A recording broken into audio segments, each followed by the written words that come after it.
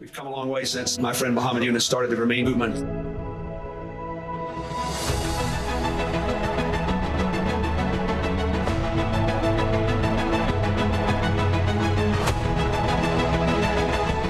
You've provided a pathway for millions of people living in poverty to turn their good ideas into hard work and better lives. The Nobel Peace Prize laureate for 2006, Muhammad Yunus. I believe that this honor that you give us will inspire many more bold initiatives around the world. When I started lending money, I was just trying to see if that makes sense to people. But it grew because time was right and people were desperate to do something for survival. Bangladesh is under a nationwide curfew after a weekend of violent clashes.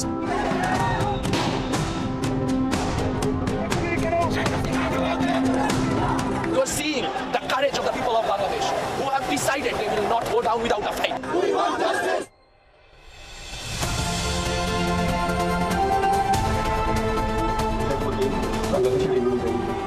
My good friend Muhammad Yunus's creative, compassionate work has forged a roadmap for a brighter future.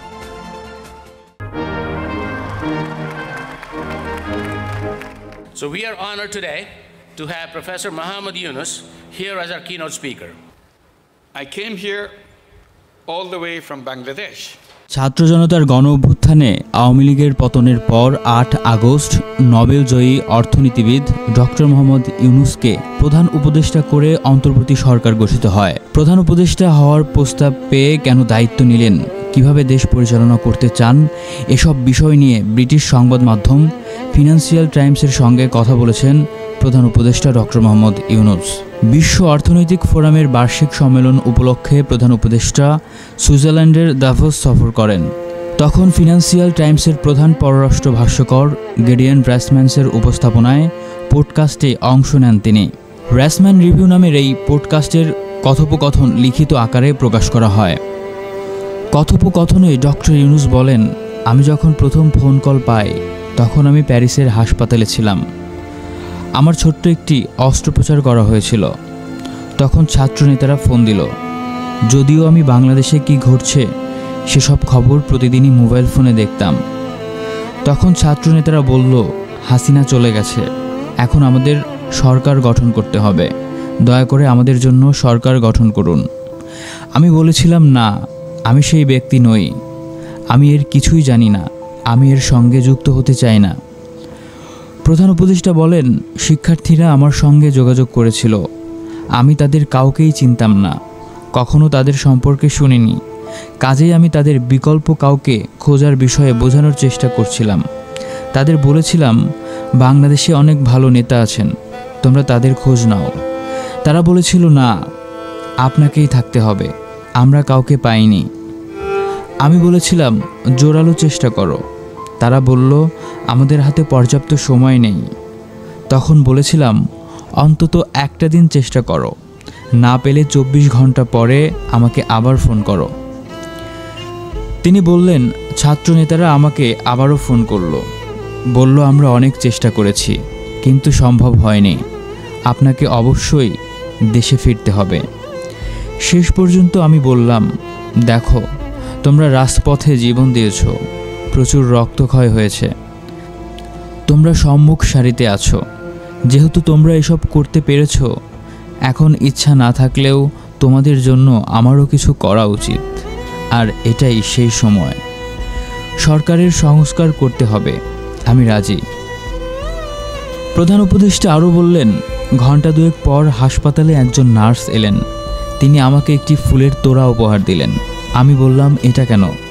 তখন ওই nurse বললেন, আপনি বাংলাদেশের প্রধানমন্ত্রী, আমরা এটা জানতাম না। আমি বললাম, এটা আপনি কোথা থেকে জানলেন?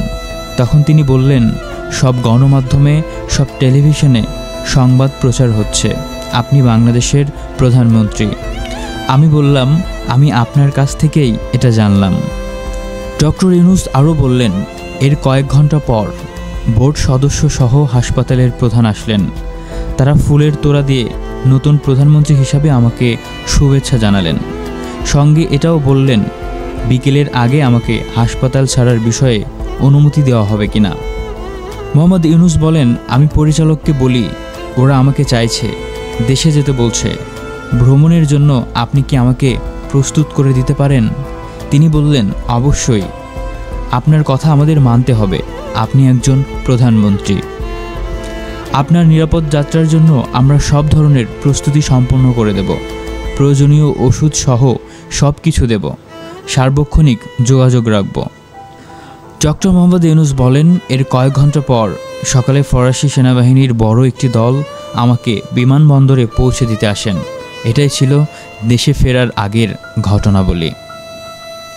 এর আগে 2007 সালে 1/11-এর ঘটনায় দেশ যখন দায়িত্বশূন্য হয়ে পড়ে, তখন সেনাবাহিনী ডক্টর মোহাম্মদ ইউনূস স্যারকে দেশের দায়িত্ব নিতে বলে, কিন্তু ডক্টর মোহাম্মদ ইউনূস সেনাবাহিনীর সেই প্রস্তাবকে ফিরিয়ে দেন। একবার ভেবে দেখুন, বাংলাদেশের রাজনৈতিক দলগুলো ভোট ডাকাতি করে, দিনের ভোট রাতে করে, জোর করে ক্ষমতায় আসে। ক্ষমতায় আসার জন্য মানুষের উপর অন্যায় অত্যাচার নিপীড়ন করে, খুন গুম করে, আর এই মানুষটাকে অনেক অনুরোধ করে দেশের দায়িত্ব দিতে হয়েছে। অথচ কিছু মানুষ এখনও বলছে ডক্টর মোহাম্মদ ইউনূস অবৈধ সরকার। যারা এমন কথা বলে তাদের কাছে বৈধতা হলো অবৈধ, আর অবৈধই হলো বৈধ। তাদের কাছে যেটা ন্যায় সেটাই অন্যায়, আর যেটা অন্যায় সেটাই ন্যায়। তাই প্রতিহিংসার রাজনীতি বাদ দিয়ে আসুন বাংলাদেশের জনগণ, আমরা ডক্টর মোহাম্মদ ইউনূসকে অন্তত 5টা বছর আমাদের দেশের দায়িত্ব পালনে সহযোগিতা করি। আজকের মতো এখানেই বিদায় নিচ্ছি। সবাই ভালো থাকবেন, সুস্থ থাকবেন। আল্লাহ হাফেজ।